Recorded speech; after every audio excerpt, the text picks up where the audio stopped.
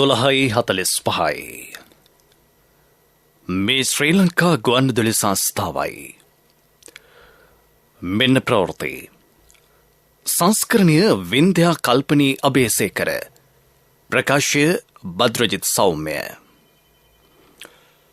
කොළඹ වරායේ සිරවී ඇති අත්‍යවශ්‍ය ආහාරද්‍රව්‍ය මුදා හැරීම සඳහා මහ බැංකුවෙන් ඩොලර් බිලියන 50ක් දිවිනට පැමිණෙන දෙස් විදෙස් පිරිස් සඳහා නව සෞඛ්‍ය මාර්ගෝපදේශ නිකුත් කෙරේ. මෙගාවොට් 50 හෝ ඊට වැඩි පුනර්ජනනීය බලාගාර සඳහා දෙස් විදෙස් ආයෝජකයන්ගෙන් යෝජනා කැඳවයි. ලබන වසරේ සිට තේවාවන් සඳහා කාබනික පොහොර ලබා දීමේ විධිමත් වැඩපිළිවෙලක්.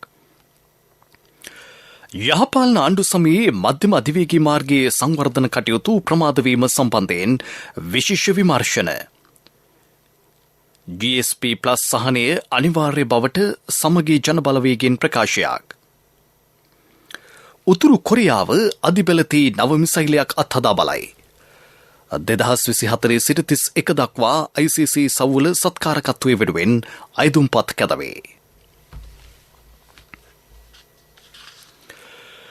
කොළඹ වරායේ සිරවී ඇති අත්‍යවශ්‍ය ආහාරද්‍රව්‍ය මුදා හැරීම සඳහා ඩොලර් මිලියන 50කට ආසන්න මුදලක් ශ්‍රී ලංකා මහ බැංකුව මගින් නිකුත් කර තිබේ.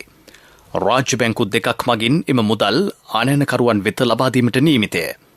කොළඹ වරායේ සිරවී ඇති අත්‍යවශ්‍ය ආහාරද්‍රව්‍ය සඳහා තවත් මුදල් අවශ්‍ය නම් ඒ ලබා දීමටද මහ බැංකුව සූදානම් බව එහි අධිපති අජිත් නිවාඩ් කබ්‍රාල් මහතා ප්‍රකාශ කරයි.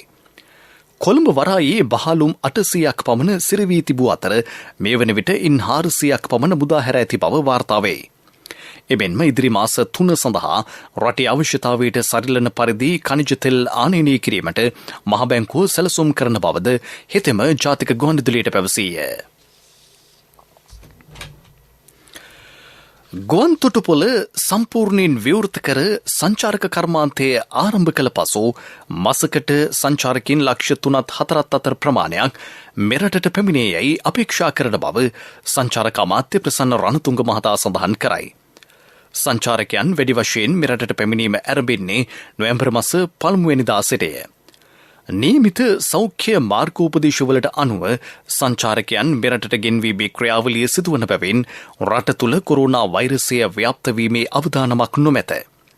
ඒ සඳහා අවශ්‍ය නව සෞඛ්‍ය මාර්ගෝපදේශ සකස් කෙරේ.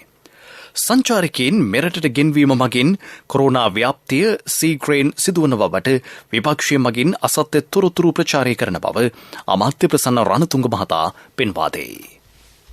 ඔය දුරුමතේ ගොඩනගන්නේ විපක්ෂය හා මේ රට හොඳ පැත්තකට පත්තුන් තොන්ගේ දේශපාලන අරමුණු ඉටු කරන්න බැරි හින්දා. හේතුව දැන් අපි මේ 25 ඉඳන් මේ දක්වා කාල සීමාව තුල අපි ලංකාවට පැමිණි එන්නත් දෙකම සම්පූර්ණ එන්නත් ලබාගත් අය සාමාන්‍ය 2000-2500කට වැඩි ප්‍රමාණයක් කරලා තියෙනවා. එක්කෙනෙක් හෝ දෙන්නෙක් තමයි පොසිටිව් වෙලා තියෙන්නේ. ඉතින් මේ දෙන්නම අපි නිරෝධායන ක්‍රමවේද අනුව සෞඛ්‍යයත් එක්ක කටයුතු කරලා තියෙනවා. ඉතින් ඒක නිසා ආපුවගෙන ශ්‍රී ලාංකික ශ්‍රමිකයන්ගෙන් තමයි මේ දෙකම මෙව වෙලා තියෙන්නේ. විදේශ සංචාරකයන්ගෙන් නෙමෙයි. ඒ නිසා එව්වත් අපි සැලකිල්ලට ගෙන තමයි පළවෙනිදා ඉඳන් මේක ක්‍රියාත්මක කරන්න කටයුතු කරලා තියෙන්නේ. අපි පළවෙනිදා ඉඳන් කියන්නේ අපේ සංචාරක කාලසටහනේ හොඳම කාලසටහන ආරම්භ වෙන්නේ නොවැම්බර් 1 වෙනිදා ඉඳන්. ඒ කියන්නේ යුරෝපයේ ශීත කාලගුණයත් එක්ක ඇති වෙන තත්ත්වයක් එක්ක එන දේ. අපේ ඉලක්කය අඩුම ගානේ ලක්ෂ 3-4ක්වත් මාසයකට සංචාරකව ලංකාවට එන්න ඕනේ. ඒ සඳහා තමයි මේ මහන්සිය ගන්නෙ.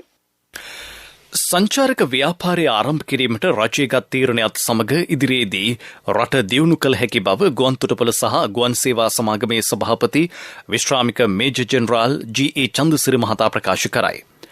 වසර 1.5ක පමණ සිට ගුවන් තොටුපොළ කාර්ය මණ්ඩලයේ සීමා සහිතව රාජකාරියෙහි නිරත විය. එය සමස්ත කාර්ය මණ්ඩලයෙන් 3/1කි. නමුත් ඉදිරියේදී අවශ්‍යතාව මත වැඩි සේවකින් ප්‍රමාණයක් ගුවන් තොටුපොළ කාර්යය සඳහා යෙදවීමට බලාපොරොත්තු වන බව G.A. චන්දසිරි මහතා ජාතික ගුවන්විදුලියට පැවසීය.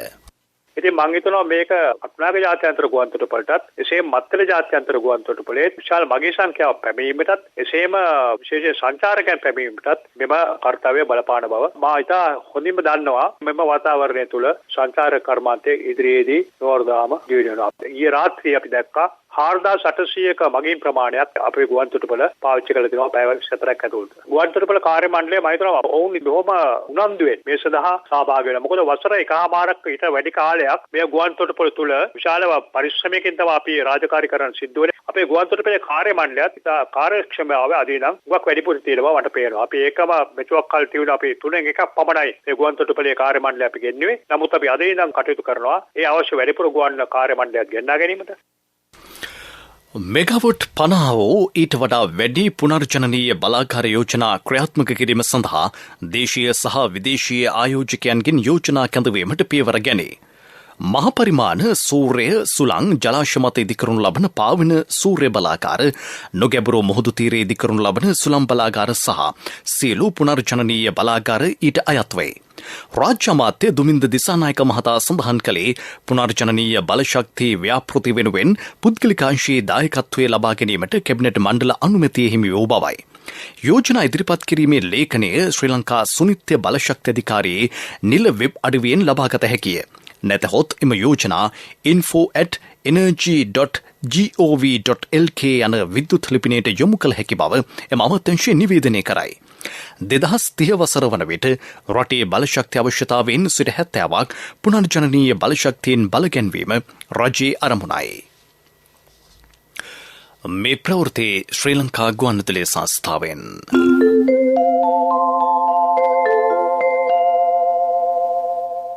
ලබන වසරේ සිට තේ තවාන් සඳහා විධිමත් ලෙස කාබනික පොහොර ලබා දීමේ වැඩපිළිවෙලක් ක්‍රියාත්මක කෙරේ. ඒ අනුව කාබනික පොහොර යොදා වගා කරන තේ හෙක්ටයාරයකට රුපියල් 12,000 බැගින් වූ සහනාධාර මුදල් ලබා දීමට නියමිතය. ගාල්ල දිස්ත්‍රික්කයේ කුඩා තේවතු සඳහා අවශ්‍ය පොහොර අඛණ්ඩව ගොවියන්ට ලබා දීමද සිදු කෙරේ. ඒ අනුව තේ තවන් සඳහා අවශ්‍ය T65 පොහොර හිඟකින් තොරව ලබා දෙන බව කුඩා තේවතු සංවර්ධන අධිකාරිය ප්‍රකාශ කරයි. වැඩුණු තේ වගාවන් සඳහා අවශ්‍ය පොහොර තේ කර්මාන්තශාලා මගින් නිකුත් කිරීම දැනටමත් ක්‍රියාත්මක කර තිබේ. මේ අතර අනුරාධපුර දිස්ත්‍රික්කයේ ඉදිරි මහකන්නේ වගා කටයුතු සඳහා පෙර කන්න රැස්වීම පැවැත්වීම මේ වන විට ආරම්භ කර තිබේ. නුවරවැව, තිසාවැව, අභයවැව, මහකනදරාව, මහවිලච්චිය, නාචාතුව හා තුරුවිල යන ප්‍රධාන වැව් මෙන්ම රාජාංගනය, අංගමුව, හුරුළුවැව, මන්කට්ටිය, පදවිය හා වාහල්කඩ ජලාශවලින් වීහා අතිරේක භෝග වගා කිරීම සම්බන්ධයෙන් කන්න රැස්වීම් වලදී තීරණ ගැනීමට නියමිතයි. මහනුවර දිස්ත්‍රික්කයේ කුඹුරු ඉඩම් ගොඩ කිරීම වැළැක්වීමට කඩිනම් පියවර ගැනේ. එම ප්‍රදේශයේ කුඹුරු ඉඩම් රැසක් ගොඩ කර ඇති බවට මහජන පැමිණිලි ලැබී ඇත. ඒ අනුව නිසි විමර්ශනයකින් තොරව කිසිදු කුඹුරු ඉඩමක් ගොඩ කිරීමට අනුමැතිය ලබා නොදෙන බව මධ්‍යම පළාත් ආණ්ඩුකාර නීතිඥ ලලිත් යූ ගමගේ මහතා අවධාරණය කරයි. පාරිභෝගික සේවා අධිකාරිය භාරයේ තිබූ වී තොග සමුපකාර සහ වී අලෙවි මණ්ඩලයේ වෙත නිකුත් කෙරේ. අනවසරයෙන් වී තොග රැස්කොට සංගවාගෙන තිබියදී වවුනියාව ප්‍රධාන වී මෝල් 3න් පාරිභෝගික සේවා අධිකාරිය භාරයට ගත් එම වී තොග මොළතිව් විවිධ සේවා සමුපකාරිය සහ වවුනියාව වී අලෙවි මණ්ඩලයේ වෙත නිකුත් කර ඇත. වී මෙට්‍රික් ටොන් 50ක් ඊට ඇතුළත්ය. ගිය යහපාලන ආණ්ඩු සමයේදී මධ්‍යම අධිවේගී මාර්ගයේ ඉදිකිරීමේ වැඩ කටයුතු ප්‍රමාද වීම සම්බන්ධයෙන් විශේෂ විමර්ශනයක් ක්‍රියාත්මකයි. එමෙන්ම පසුගිය සමයේ මහාමාර්ග ඉදිකිරීම හා සංවර්ධනය කිරීමේ කොන්ත්‍රාත් නිසි පරිදි ඉටු කර නොමැති බව මහාමාර්ග අමාත්‍යාංශයේ නිලධාරීහු පවසති. එබැවින් මේ සම්බන්ධයෙන් විමර්ශනයක් සිදු කරන ලෙස එම නිලධාරීන් අමාත්‍ය ජොන්ස්ටන් ප්‍රනාන්දු මහතාගෙන් ඉල්ලා සිටියේ. මධ්‍යම අධිවේගී මාර්ගයේ පළමු කොටස වන කඩවත සිට මීරිගම දක්වා වූ කොටස සහ දෙවන කොටස වන මීරිගම සිට පුතුහැර දක්වා වන කොටස කෙරෙහි මෙහිදී විශේෂ අවධානය යොමු කෙරේ. රටේ පවතින අර්බුදකාරී තත්ත්වයන් හමුවේ GSP+ සහන අනිවාර්යෙන්ම පැවතිය යුතු බව සමගී ජන බලවේගය සඳහන් කරයි. එහි පාර්ලිමේන්තු මන්ත්‍රී තිස්ස අත්තනායක මහතාගෙන් අප කළ විමසීමකදී ඔහු කියා සිටියේ සෑම මොහොතකම රටට අවශ්‍ය දේ සිදු කිරීමට විපක්ෂය පසුබට නොවන බවයි.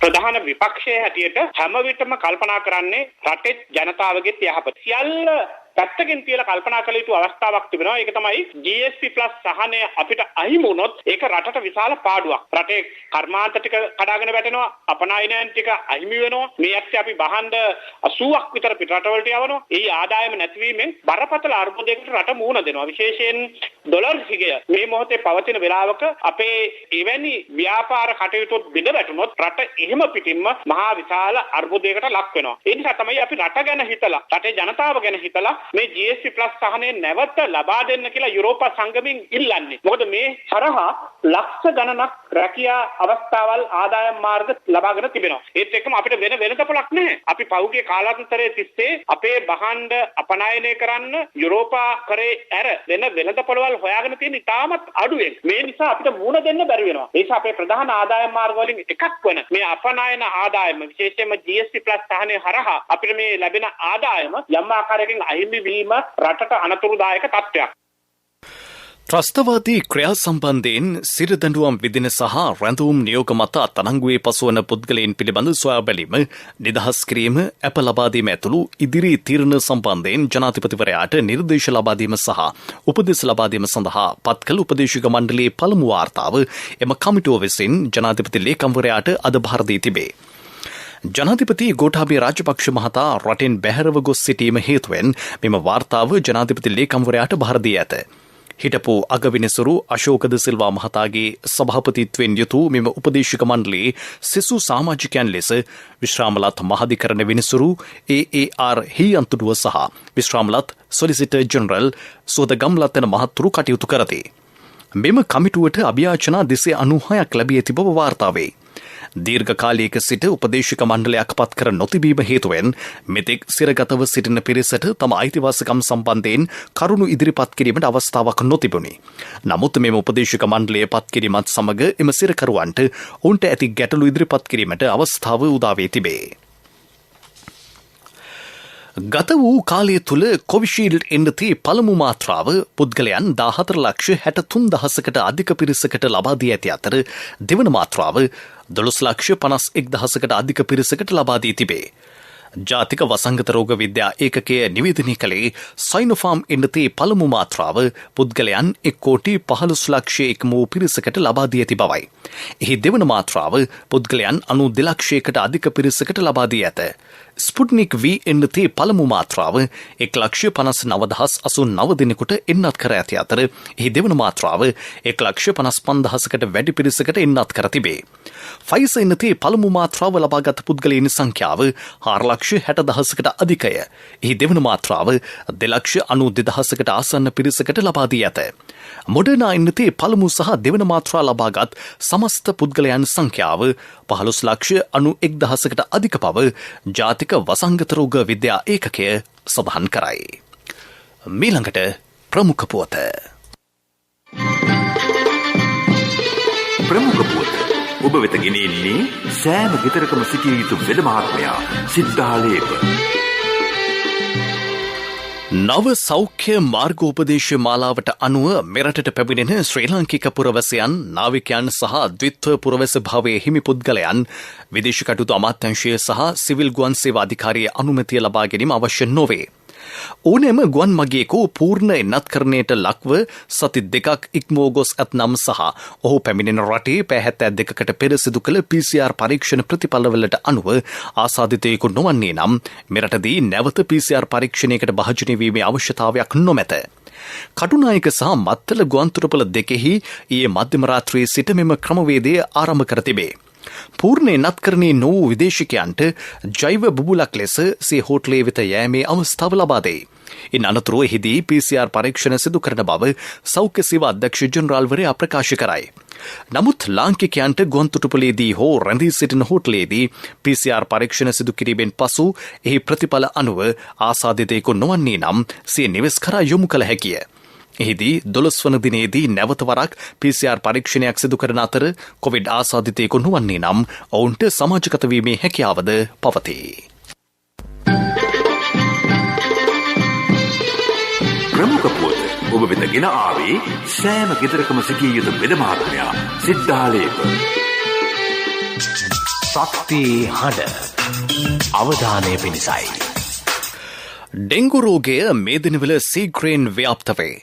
මෙම වසර තුළ ඩෙංගු රෝගීන් 16,000කට අධික පිරිසක් වාර්තා වී ඇත. රෝගීන් 70ක් පමණ වාර්තා වී ඇත්තේ බස්නාහිර පළාතෙනි. කෑගල්ල, ගාල්ල, හම්බන්තොට, මහනුවර සහ කුරුණෑගල යන ප්‍රදේශවලින්ද ඩෙංගු රෝගීන් බහුලව වාර්තා වේ.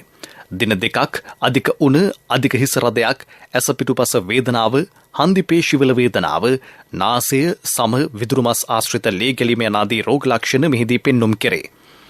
මේ උත්සන්න වීමෙන් ඩෙංගු රක්තපාත තත්ත්වය ඇතිවිය හැකිය. එවැනි අවස්ථාවලදී නොනවත්වා ඇතිවන වමනය, බඩේ කැක්කුම, තද පිපාසය, සුදු මැලිවීම, සිහිමද වීම, ආහාර අරුචිය, අධික නිදිමත ආදී රෝග ලක්ෂණ හටගනී. උණගතිය දින දෙකකට වඩා පවතී නම් වහම වෛද්‍ය ප්‍රතිකාර ලබා ගත යුතුය. රුධිර පරීක්ෂාවකින් අනතුරුව රෝග විනිශ්චය කරගත හැකිය. කොරෝනා රෝගයට සහ ඩෙංගු රෝගයට අදාළ රෝග ලක්ෂණ බෙහෙවින් සමානකමක් පෙන්නුම් කරන බැවින් ඒ පිළිබඳ දැඩි අවධානයෙන් පසුවන ලෙස සෞඛ්‍යාංශ ජනතාවට දැනුම් දෙයි. විදෙස් පුවත්. අධිබලති නව මිසයිලයක් ඊයේ අත්හදා බැලූ බව උතුරු කොරියාව නිවේදනය කරයි. එම මිසයිලයේ සතුව න්‍යෂ්ටික හැකියාවන්ද පවතින බව අනාවරණය වී තිබේ. උතුරු කොරියානු පස් අවුරුදු හමුදා සංවර්ධන සැලැස්මේ වැදගත් අංගයක් ලෙස එය හැඳින්වේ. උතුරු කොරියාව මෙම මාසය තුළ අත්හදා බැලූ තුන්වන මිසයිලය මේ වන බව විදෙස් මාධ්‍ය වාර්තා කරයි. ගත වූ පැය 24 තුළ ඉන්දියාවෙන් කොවිඩ් ආසාදිතයන් 18,870 දෙනෙකු හඳුනාගෙන තිබේ. සිදුව ඇති කොවිඩ් මරණ ගණන 378කි. පුද්ගලයන් 28,178 දෙනෙකු සුවය ලබා ඇත. එම කාලය තුළ පුද්ගලයන් මිලියන 12.8කට කොවිඩ් මර්ධන එන්නත ලබා දුන් බව ඉන්දියා සෞඛ්‍යාංශ සඳහන් කරයි. මේ අතර ජපානයේ කොවිඩ් ආසාදිත අසාධ්‍ය රෝගීන් 998 දෙනෙකු හඳුනාගෙන ඇති බව රට සෞඛ්‍යාංශ සඳහන් කරයි. පසුගිය අගෝස්තු 5 වෙනිදා සිට ගත වූ කාලය තුළ ජපානයෙන් කොවිඩ් ආසාදිත අසාධ්‍ය රෝගීන් 10කට අධික සංඛ්‍යාවක් වාර්තා වුණේ. මේ වන විට ජපානය තුළ කොවිඩ් මර්ධන එන්නත් කරණයද සාර්ථක ලෙස ක්‍රියාත්මක බව සෞඛ්‍යාංශය පවසයි. දිරසර සංවර්ධනයක පුවත් සම්පින්ඩනය සංවර්ධන පුවත්. සෞභාග්‍යයේ දැක්ම ජාතික ප්‍රතිපත්ති යටතේ ක්‍රියාත්මක ග්‍රාමීය මාර්ග කාපට් අතුරා සංවර්ධනය කිරීමේ ජාතික වැඩසටහනට අනුව දිවිතුර නාවල මාර්ගයේ ප්‍රතිසංස්කරණය කෙරේ. මේ සඳහා වෙන් කර ඇති මුදල රුපියල් මිලියන 37කට අධිකය. ග්‍රාමීය මාර්ග සහ අවශේෂ යටිතල පහසුකම් රාජ්‍ය අමාත්‍යාංශය මගින් මෙය ක්‍රියාත්මක කරයි. ක්‍රීඩා පුවත්. 2024 වසරේ සිට 2031 වසර දක්වා පැවැත්වන ICC සව්වල සත්කාරකත්වය වෙනුවෙන් පූර්ණ සමාජික රටවලට අයදුම් කිරීමේ අවස්ථාව හිමි වේ. ශ්‍රී ලංකාව සමගින් පන්දුවාර 2020 ලෝක කුසලාන තරඟාවලියකට සහ පාකිස්තානයේ සහ ශ්‍රී ලංකාව සමගින් එක්දින ලෝක කුසලාන තරඟාවලියකටද සම සත්කාරකත්වය වෙනුවෙන් අයදුම් කර ඇති බව බංග්ලාදේශ ක්‍රිකට් ආයතනය සඳහන් කරයි. එම කාලය තුළ ICC සව් 8ක් පැවැත්වීමට නියමිතයි. එක්දින ලෝක කුසලාන තරඟාවලි 2ක්, ශූරයන්ගේ ලෝක කුසලාන තරඟාවලි 2ක් සහ පන්දුවාර 2020 ලෝක කුසලාන තරඟාවලි 4ක් ඊට ඇතුළත්ය. ජාතික මට්ටමේ කබඩි පුහුණුකරුවන් සඳහා වන උසස් ප්‍රවීණතා පාඨමාලාව සූම් තාක්ෂණය ඔස්සේ අද ආරම්භයි. ශ්‍රී ලංකා කබඩි සම්මිලනයේ සභාපති අනුර පතිරණ මහතා පවසන්නේ ජාතික මට්ටමේ මෙරට කබඩි පුහුණුකරුවන් සඳහා ශ්‍රී ලංකාවේදී මෙවැනි උසස් පාඨමාලාවක් පැවැත්වන පළමු අවස්ථාව මෙය බවයි. අයදුම්කරුවෝ 10 දෙනෙක් ඊට ඉදිරිපත්ව සිටිතේ. ව්‍යාපාරික පුවත් ඔබ වෙත ගෙන එන්නේ ජාතික ඉතිරි කිරීමේ බැංකුවෙන් ඔබ වෙත ගෙනෙන සියල් සපිරි ඇප් එක NSB Pay. පාරම්පරික දේශීය ආයුර්වේද ඖෂධ මාර්ගගත ක්‍රමය ඔස්සේ දීප ව්‍යාප්තව පැය 48ක් වැඩි කෙටි කාලයක් තුළ තමන්ගේ නිවසටම ලබාගත හැකි ඩිජිටල් වෙළඳපොලක් ආරම්භයි. පවතින ගෝලීය වසංගත තත්ත්වයෙන් ජනතාව ආරක්ෂා කර ගැනීම මෙහි අරමුණයි. නිෂ්පාදන සඳහා වැයවන මුදලට අමතරව නිවසට ගෙන්වා ගැනීම සඳහා වැය වන්නේ රුපියල් 200ක් පමණි. වන්මාර්ට් ඩිජිටල් මල්ටි වෙන්ඩර් ප්ලැට්ෆෝම් හි පවතින දේශීය ආයුර්වේද ඖෂධ සංස්ථාවේ අලවිසල මගින් මෙම නිෂ්පාදන මිලදී ගත හැකිය.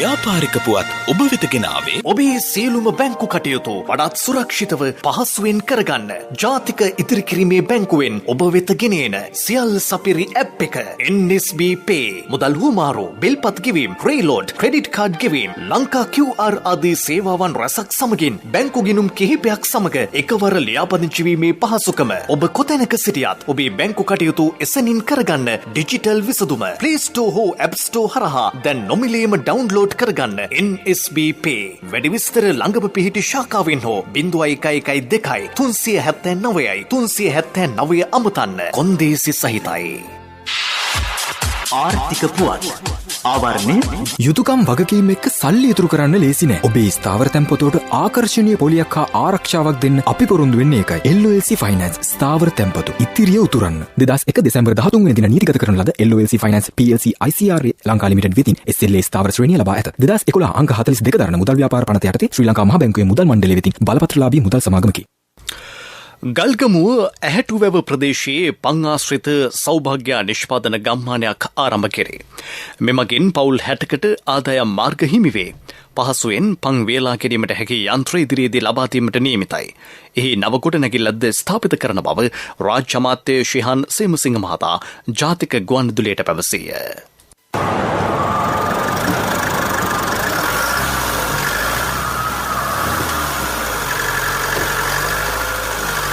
සුනිල් අයියා අලුත් ලොරියකුත් අරගෙන හරි ගියින් වගේ හරි ගියේ හරි තැනට ගිය හින්දා මල්ලි LOLC එකෙන් ලීසින් කරේ මාත් හරියන්න කියලා හරි තැනටම යන්න ඕනේ LOLC Finance හරියන්න හරිම තැන වැඩි විස්තර සඳහා 0115 715 555 අමතන්න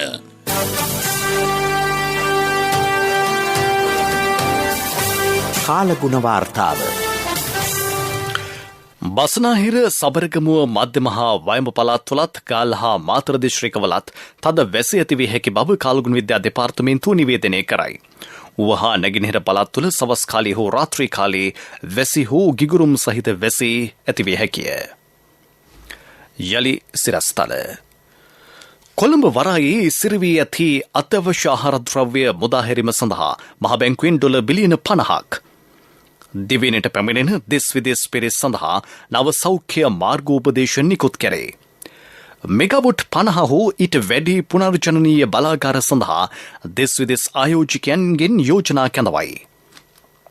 ලබන වසරේ සිට තේ තවහන් සඳහා කාබනික පොහොර ලබා දීමේ විධිමත් වැඩපිළිවෙලක්. යහපාලන ආණ්ඩු සමයේ මධ්‍යම අධිවේගී මාර්ගයේ සංවර්ධන කටයුතු ප්‍රමාද වීම සම්බන්ධයෙන් විශේෂ විමර්ශන GSP+ සහනය අනිවාර්ය බවට සමගී ජනබලවේගෙන් ප්‍රකාශයක්. උතුරු කොරියාව අධිබලතී නව මිසයිලයක් අත්හදා බලයි. 2024 සිට 2031 දක්වා ICC සවුල සත්කාරකත්වය වෙනුවෙන් අයදුම්පත් කැඳවේ. අපගේ මෙම ප්‍රවෘත්ති ප්‍රකාශය www.slbc.lk වෙබ් අඩවිය ඔස්සේද සමන්දිය හැකි. දිවා ප්‍රවෘත්තින් සමප්තයි. මීළඟ ප්‍රධාන ප්‍රවෘත්ති ප්‍රකාශය සවස 6ට බලාපොරොත්තු වන්න.